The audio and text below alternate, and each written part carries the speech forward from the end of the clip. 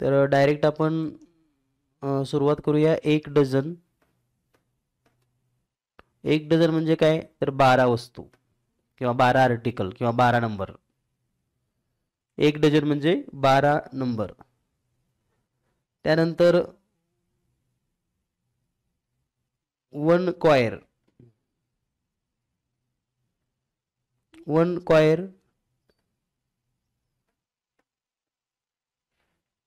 1 क्वायर म्हणजे किती, 24 पेपर. कारण हे पेपर मेजरमेंट मधलेच सगळे युनिट आहेत. 1 क्वायर म्हणजे 24 पेपर.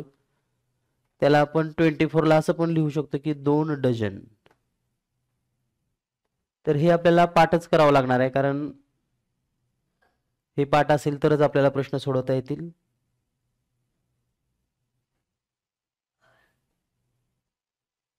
आणि त्यानंतर आहे एक रिम.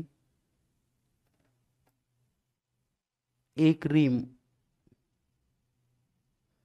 एक रिम बरोबर 20 क्वायर. आता 20 क्वायर म्हणजे किती झाले, आता 1 क्वायर म्हणजे किती आहे, 2 डझन. 1 क्वायर म्हणजे किती आहे, 2 डझन. पण मग 20 क्वायर म्हणजे किती होतील, 40 डझन. आणि पेपर मध्ये जर पाहिलं तर 40 इंटू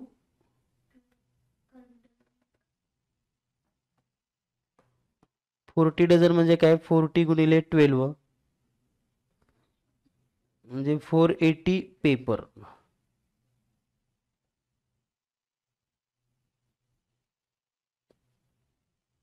तर पहा, हे जे शब्द आहेत, त्यानंतर आणखी एक राहिला तो म्हणजे ग्रॉस. 1 ग्रॉस बरोबर 12 डझन किंवा 144 पेपर.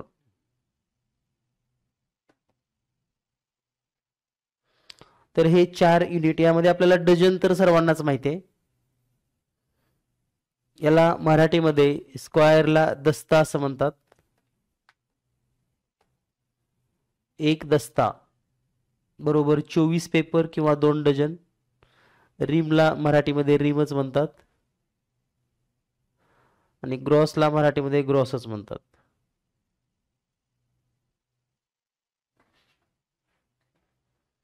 ठीक आहे. म्हणजे हे एकक जर आपल्याला माहिती असतील तर आपल्याला नक्कीच याचा उपयोग होणार आहे.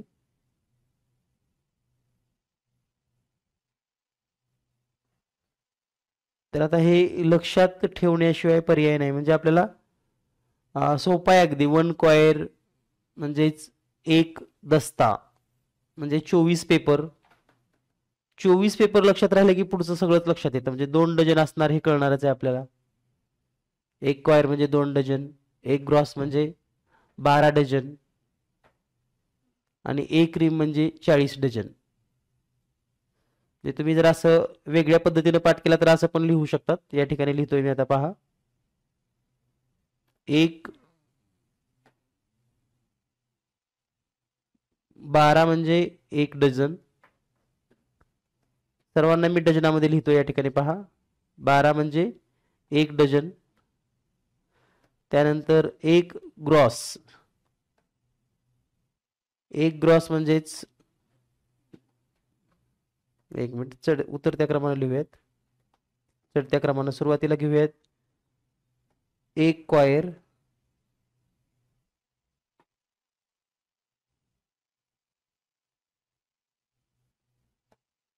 1 क्वायर बरोबर 2 डझन.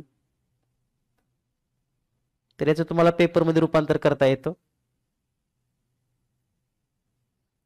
त्यानंतर घेऊयात आपण 1 ग्रॉस. 1 ग्रॉस म्हणजे 12 डझन. आणि त्यानंतर 1 रिम. 1 रिम बरोबर 40 डझन. हे जर तुम्ही लक्षात ठेवला तर सर्वात सोपं आहे, लक्षात घ्या.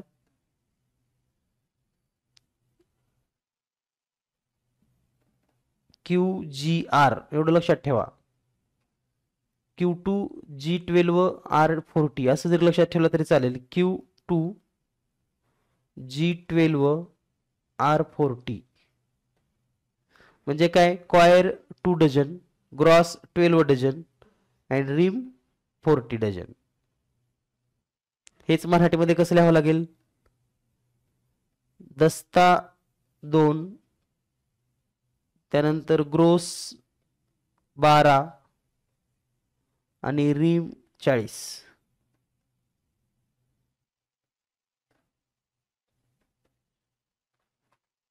दस्ता, ग्रोस, रिम याला आपण असं पण लिहू शकतात QGR. QGR तर Q म्हणजे 2 डझन, G म्हणजे 12 डझन आणि R म्हणजे 40 डझन. आता हे नंबर तर तुम्हाला लक्षात राहावे लागतील. आता यामध्ये गंमत अशी आहे, आपल्याला हेच नंबर आहेत या सूत्रामध्ये, आपल्याला यापेक्षा वेगळे नंबर मिळणारच नाहीत. त्यामुळे तुमचं हे विसरणार नाही असं मला वाटतं. फक्त तुम्हाला एक वर्ड पाठ करावा लागेल, तो म्हणजे QGR. ठीक आहे, कारण QGR आपल्याला माहित असेल तर आपण मग प्रत्येक गणित सोडवत असताना सगळ्याचं डझनामध्ये रूपांतर करू शकता. डझनाचं पेपरमध्ये तर होणारच आहे, पुढचं तुम्हाला माहितच आहे. ठीक आहे, तर द ग्रो री, दस्ता, ग्रोस, रिम. ओके, तर आता यावर परीक्षेमध्ये कसे प्रश्न विचारले गेलेत, एक सोपा प्रश्न घेऊयात आपण. पहा, 2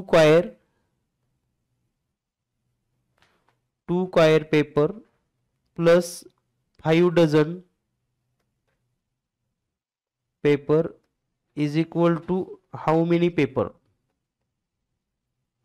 ठीक आहे, तर आताचं जे सूत्र सांगितलं तुम्हाला, कोणतं सांगितलं होतं, QGR. पहा, हे जर सूत्र तुम्हाला माहिती असेल, QGR म्हणजे 2 डझन, 12 डझन आणि 40 डझन. ओके, तर QGR मध्ये काय झालं, आता हे Q म्हणजे काय, क्वायर. क्वायर मध्ये 2 डझन असतात, इथं 2 क्वायर म्हटलेला आहे, मग 2 गुणिले 2, 2 dozen.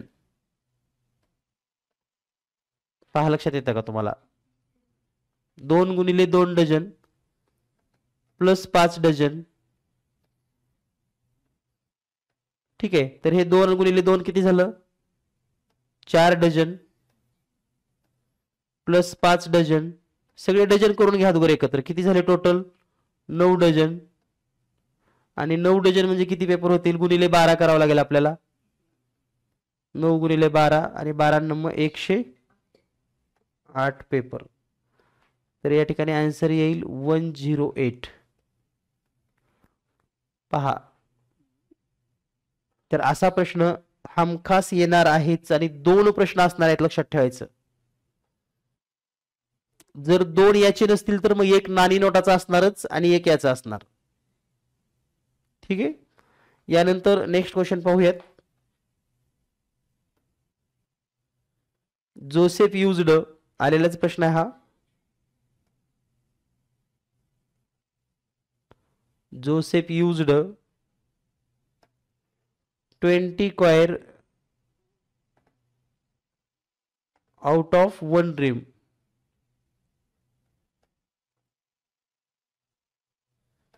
then how many remain. ठीक आहे, तर एक रिम मधून 20 क्वायर यूज केलेले आहेत. तर क्वायर म्हणजे दस्ता हा शब्द लक्षात ठेवा, कारण ग्रॉसला तर इंग्लिश मध्ये ग्रॉसच आहे आणि क्वायर म्हणजे दस्ता.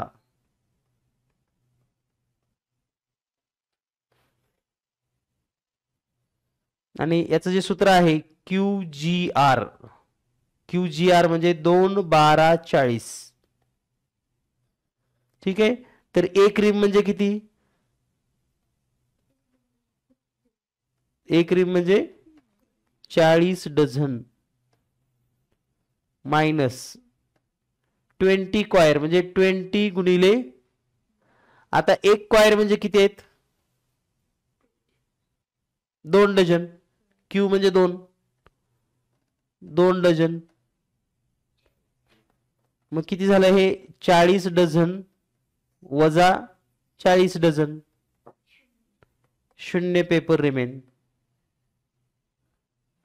ठीक आहे. त्यामुळं तुम्ही ज्या पद्धतीने सूत्र लक्षात ठेवला त्या पद्धतीने तुम्ही सोडवू शकतात, असं काही नाही. पण जर तुम्ही कोणतंही सूत्र डझनामध्ये कन्वर्ट केलं तर पेपर करायला जास्त वेळ लागत नाही किंवा जास्त अडचण येत नाही. आता त्यानंतर पुढचा प्रश्न आहे 2400 पेपर बरोबर किती रिम. पहा 2400 पेपर बरोबर किती रिम. आता एका रिम मध्ये किती पेपर असतात. आता रिमचा जर विचार केला पुन्हा लक्षात घ्या QGR 2 12 40. एक रिमचा जर विचार केला आपण एक रिम म्हणजे किती 40 डझन.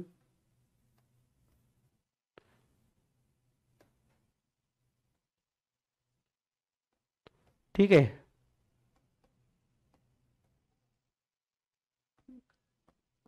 एक रिम बरोबर 40 डझन म्हणजे 40 डझन म्हणजे किती पेपर 40 गुणिले 12 म्हणजे 480 पेपर. आणि तुम्हाला डायरेक्ट पाठ असेल तर तुम्ही डायरेक्ट पण ठेवू शकतात पाठ. एक रिम बरोबर 480 पेपर. मग आपल्याकडे किती पेपर आहेत 2400 पेपर. त्याला 480 पेपर न भागूयात आपल्याला रिम मिळतील. 0 0 कट झालं.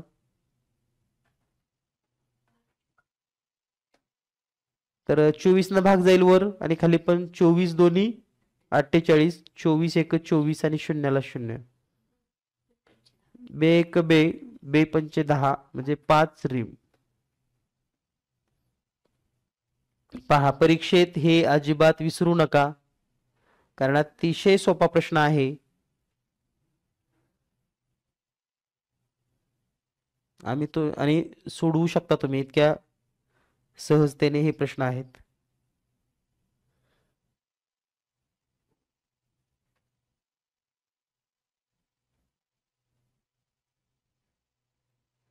त्यानंतर पुढचा प्रश्न आहे 400 रिम पैकी 2800 स्क्वेअर वापरले. पहा 400 रिम पैकी 2800 स्क्वेअर वापरलेले आहेत.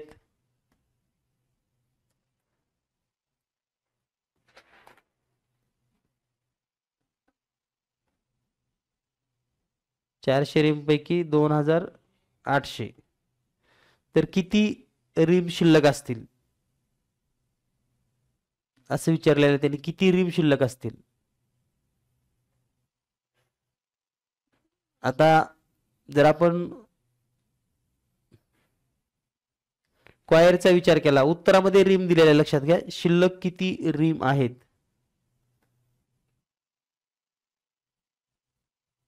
तर आता हे सोडवायचं असेल तरी तुम्हाला काय करावं लागेल डझनामध्ये केलेलं सगळ्यात सोपं राहील आणि पुन्हा आपण क्वायर करू शकतात कारण ह्या दोन्हीचं एक रूपांतर होणं गरजेचं आहे. त्याचबरोबर किंवा मग 2800 क्वायरचं तुम्ही पेपर मध्ये रूपांतर करा त्याची पुन्हा रिम बनवा. ठीक आहे. तर 2800 क्वायर म्हणजे किती डझन होतील. याला 2 न गुणावं लागेल बरोबर आहे. 2 न गुणावं लागेल म्हणजे किती क्वायर म्हणजे पेपर होणार आहेत.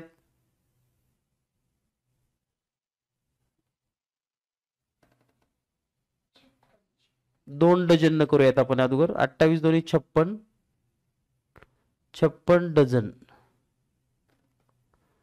आता 56 डझन आहेत आणि एका रिम मध्ये किती डझन असतात 40 डझन बरोबर आहे.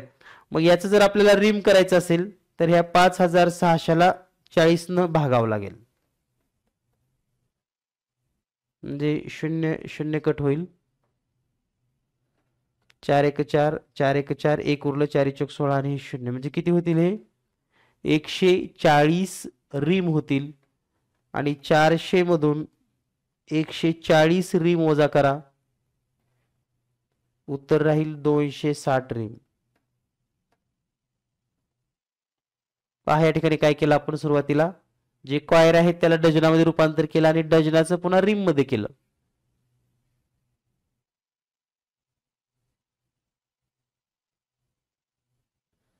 ठीक आहे, येईल सोडवता. तर या पद्धतीनं सोडवून घ्या, कारण परीक्षेमध्ये आपल्याला आउट ऑफ मार्क घ्यायचे असतील तर हे प्रश्न सोडणं गरजेचे आहेत.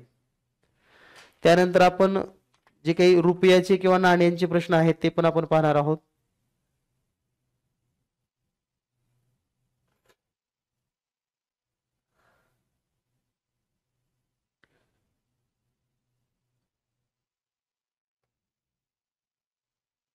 तर पहा, रुपयाचे नाण्याचे प्रश्न पण परीक्षेमध्ये विचारले जाणार आहेत.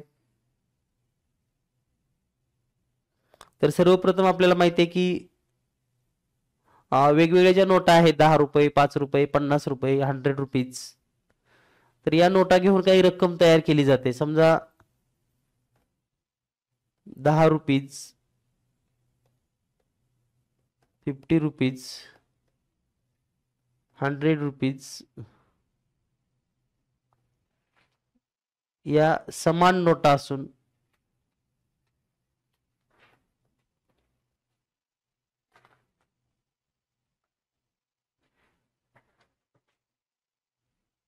एकूण 16,000 रुपये आहेत. तर नोटांची संख्या किती? नोटांची एकूण संख्या किती?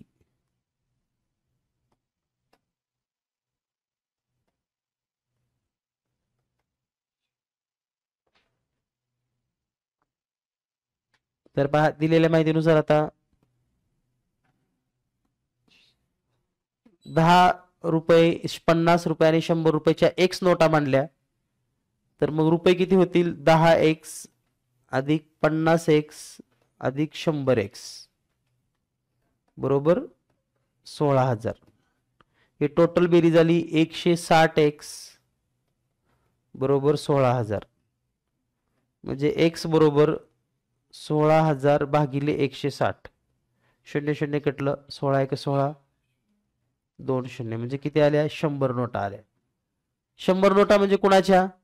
10 रुपयाच्या 100, 50 रुपयाच्या 100 आणि 100 रुपयाच्या 100. म्हणजे एकूण नोटा किती झाल्या मग? तर याचं उत्तर असेल 300. उत्तर काय असेल? 300. मग यामध्ये 10 रुपयाच्या नोटाचे किती रुपये असतील? तर 10 गुणिले x करायचं, म्हणजे 10 गुणिले 100 करायचं, 1,000 रुपये होतील. 50 रुपयाच्या नोटाचे किती पैसे असतील? तर 50 गुणिले 100 करा, 5,000. आणि 100 रुपयाच्या नोटाचे किती असतील? तर 100 गुणिले 100 करा, 10,000. या पद्धतीने आपल्याला हे प्रश्न सोडवायचे आहेत, हे लक्षात घ्या.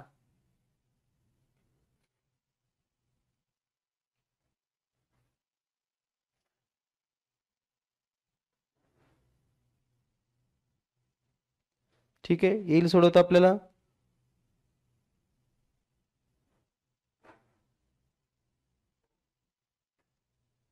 आता आणखी असाच एक प्रश्न आहे. समजा एक मुलगा बँकेत गेला, त्याच्याकडे 50 रुपीजच्या 20 नोट आहेत, 100 रुपीजच्या 30 नोट आहेत, आणि त्याने हे सर्व पैसे निघून बँकेत जमा केले,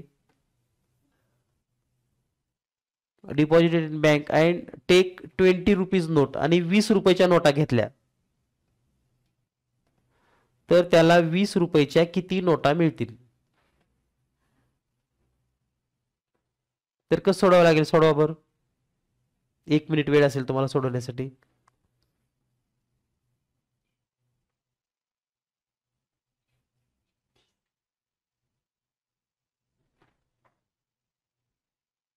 वीस रुपयाच्या किती नोटा असतील?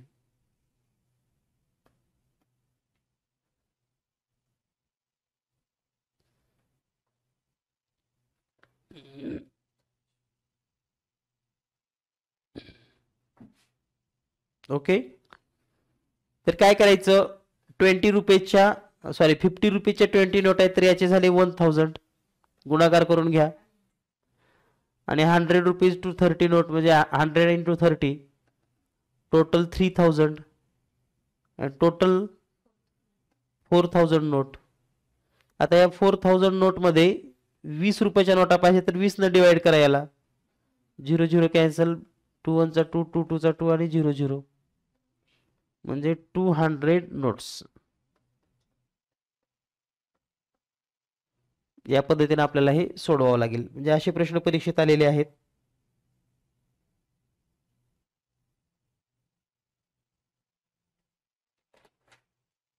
त्यानंतर कॉइन वगैरे देऊन समजा असा पण प्रश्न आलता की 5 रुपयाची 30 कॉइन दिले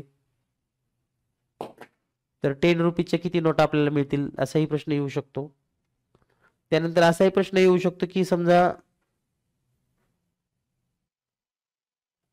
Raju have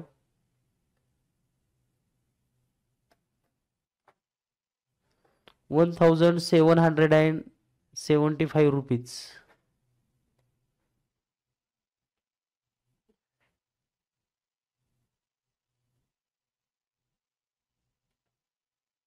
How many maximum number of ₹50 note. म्हणजे काय, राजूकडे 1775 रुपये आहेत तर त्याच्याकडे मॅक्झिमम 50 रुपयाच्या किती नोटा असतील. तर सांगा बरं उत्तर काय आहे. तर 50 रुपयाच्या किती नोटा असतील. पहिला ऑप्शन 34, दुसरा ऑप्शन 36, तिसरा ऑप्शन 35, चौथा ऑप्शन 37.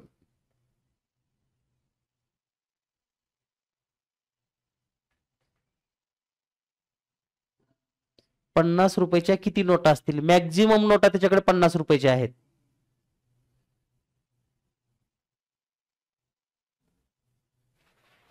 तर 50 रुपयाच्या किती नोटा असतील.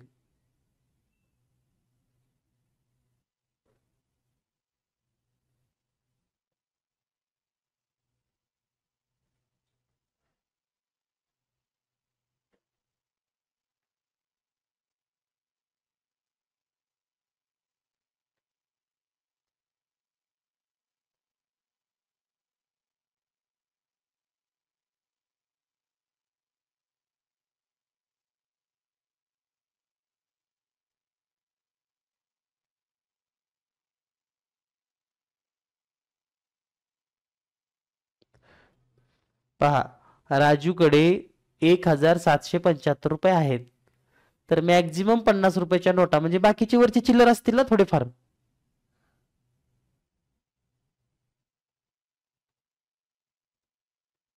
आपण किती पूर्ण भाग गेला तेवढं सांगितलं तरी तेच उत्तर असतं आपलं. जेवढा तुम्ही भाग देणार आहेत 50 न तो पूर्ण भाग गेला. बाकीचे जे पॉइंट या लागले वरचे ते चिल्लर पैशाचे पॉइंट आहेत. ते 50 न भाग न झाल्यामुळे होऊ शकतात तसं. तर आता हा प्रश्न सोडवण्याच्या दोन पद्धती आहेत. एक तर डायरेक्ट 1775 ला 50 न भाग द्या. जर तुम्ही 5 न भाग दिला तर 5 1 5 0 ला 0, 5 त्रिक 15, 2 उरले 27 झालं, 5 5 25, 2 उरले 5 5 25 आणि 10 न भाग द्यायचा म्हणजे पॉइंट. याचा अर्थ काय, 35 पूर्ण भाग झाला म्हणजे 50 चे 35 तर कंप्लीट आहेत नोटा. वरचे जे काही पॉइंट मध्ये आले ते चिल्लर आहे वरचं जे काय असेल ते. म्हणून याचं उत्तर येतं 35. दुसरी पद्धत काय आहे, 1775 पेक्षा लहान संख्या शोधा जिला 50 न पूर्ण भाग जाईल. तर ती असेल 1750. बरोबर आहे. आणि ह्यालाच 50 न भाग द्या. 0 0 कटलं, 5 1 5, 5 त्रिक 15, 2 उरले 5 5 25, 35 नोटा. ठीक आहे. म्हणजे ह्या दोन्ही पद्धतीने आपण सोडवू शकतात. एक तर काय आहे त्याला भाग द्या, जे पूर्णांक उत्तर येते पूर्ण इंटिजर मध्ये होल नंबर मध्ये जे उत्तर येते ते नोटांची संख्या, किंवा मग 1775 पर्यंत या पद्धतीनं. तुम्हाला जर 20 च्या नोटा विचारल्या इथं तर काय होईल पहा, 1775 भागिले 20 करा, 2 न भाग देऊयात. हे बे 1 बे 0 आणि वर 82 16 1 उरलं, 82 16 1 उरलं. त्यानंतर बे 37 14 1 उरलं, बे 5 10 जे पॉइंट येणार आहे या ठिकाणी. तर 887.5 भागिले 10. तर या ठिकाणी काय होईल, पुन्हा 10 भाग द्यावा लागेल ना आपल्याला, मग तो इथे येईल पॉइंट, म्हणजे 88 नोटा असतील. आपलं उत्तर बरोबर आहे काय बघायचं असलं तरी ह्याला 2 हे करा, 20 न गुणून बघा. 0 ला 0, 82 16 ला 6 चली 1, 82 16 1 17, 1760 रुपये. वरचे 15 रुपये चिल्लर असतील. आता त्या 15 रुपयाची 20 ची नोट होत नाही म्हणून. ठीक आहे, पण भाग पूर्ण देऊनच आपल्याला उत्तर लिहायचं आहे, असे प्रश्न, फसवे प्रश्न आपल्याला येऊ शकतात.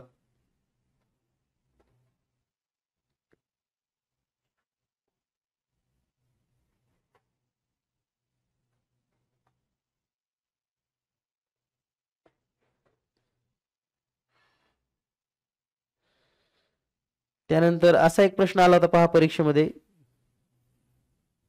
39 स्टुडंट collected ₹525 each.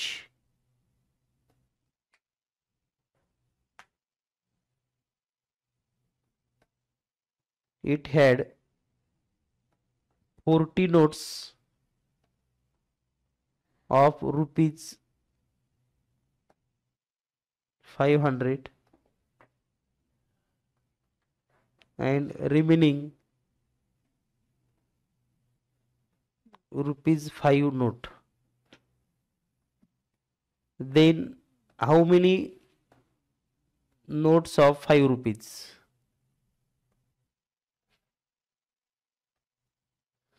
म्हणजे 39 विद्यार्थ्यांनी 525 प्रमाणे रक्कम जमा केलेली आहे. त्यामध्ये 40 नोटा 500च्या आहेत आणि राहिलेल्या 5 रुपयाच्या नोटा आहेत. तर मग 5 रुपयाच्या नोटा किती? तर अगोदर आपल्याला काय करावं लागेल की एकूण रक्कम किती कलेक्ट झाली हे बघावं लागेल. म्हणजे काय करावं लागेल मग 525 गुणिले 39 करावं लागेल. आता हा गुणाकार कसा करायचा? तर आपण या ठिकाणी कॅल्क्युलेटरचा वापर करून करूयात लगेच.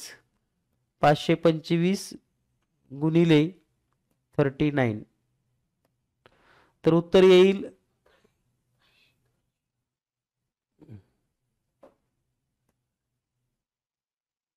525 गुणिले 39, तर उत्तर आलेलं आहे 20,475. किती आलेलं आहे? 20,475.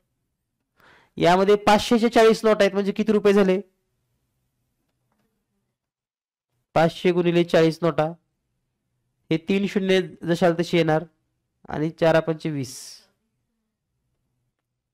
म्हणजे हे 20,000 तर ऑलरेडी 500च्या नोटातच जमा झालेत त्यांच्याकडं. राहिले किती? 475 रुपये. मग 475 ला तुम्हाला काय करावं लागेल? 5 न डिवाइड करावं लागेल. 5 1 5, 5 9 45, 2 उरले, 5 5 25, म्हणजे किती नोटा? 95 नोट्स.